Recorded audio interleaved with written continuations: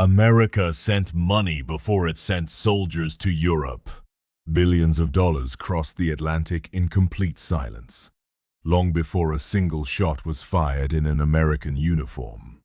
By the time U.S. troops set foot in France, Wall Street had already chosen its side. The Allies weren't just fighting Germany, they were fighting bankruptcy. And American banks were involved to allow them to lose. When war broke out in August 1914, America declared neutrality.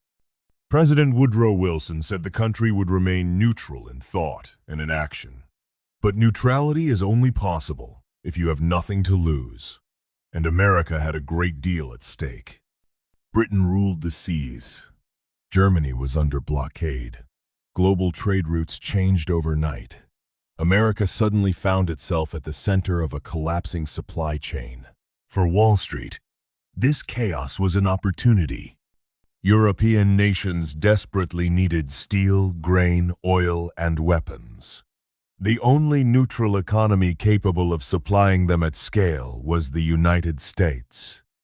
By 1915, American factories were running day and night not for peace, but for war. At the center of this system stood a single name, J.P. Morgan, Jr. After his father's death in 1913, he inherited the most powerful private banking empire in the world. He wasted no time turning it into the financial lifeline of the Allied cause. Britain appointed J.P. Morgan & Co. as its official purchasing agent in the United States. France soon followed. Morgan coordinated billions of dollars worth of orders, from locomotives to bullets.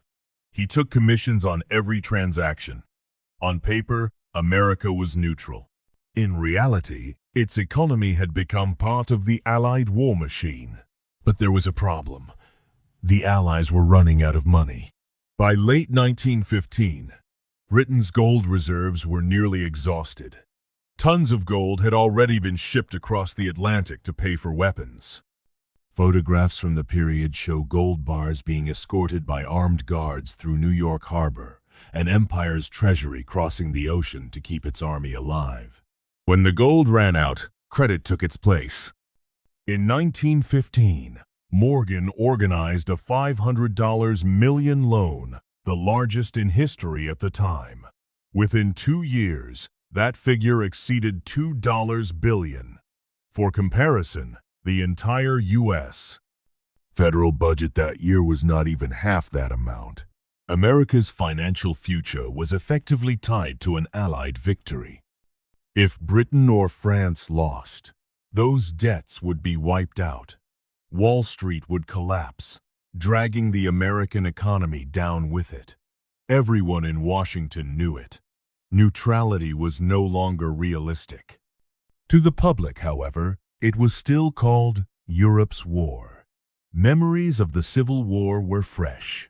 Wilson won the 1916 election with the slogan, "He kept us out of war." Behind closed doors, the numbers told a different story. By the end of 1916, Allied credit lines were beginning to collapse. Congress started questioning whether private banks were pushing the country toward war. Morgan responded with creative solutions, disguising loans as trade contracts, routing credit through exporters, and using neutral intermediaries. It worked for a while. Then it didn't. In early 1917, Britain warned that without new credit, it would default. This would not only devastate London, it would destroy Wall Street. Major banks were fully exposed. When Morgan's representatives met with Treasury officials, the message was clear. If Britain falls, we fall too. Then history provided the spark. Germany resumed unrestricted submarine warfare. The Zimmermann telegram emerged. Public anger exploded. In April 1917, Wilson asked Congress for a declaration of war. He spoke of democracy, but beneath the words lay a simple truth. American credit had to be protected. Private Wall Street debts were quickly transformed into government debt. Liberty bond campaigns were launched. Citizens lent money in the name of patriotism. In reality, the risks taken by banks were transferred to taxpayers. The war changed everything. Industry exploded, profits soared, America's economy doubled. When the war ended, the United States was the world's largest creditor. Europe now owed its future to New York. This model became permanent. Wars financed by debt. Debt turned into influence. Influence turned into empire. And at the center stood the Federal Reserve. Created in 1913, after the Panic of 1907, the Fed became the engine that kept the war economy running. When the dust settled, the balance of power had shifted. London declined. Wall Street rose. The war proved something dangerous. Modern wars could be managed, monetized, and the cycle could repeat. So, did America enter World War I to save democracy or to save its banks? Don't look at the speeches. Look at the ledgers. The war made America rich. It globalized Wall Street. It turned private capital into public power. Empires no longer conquer land. They control liquidity.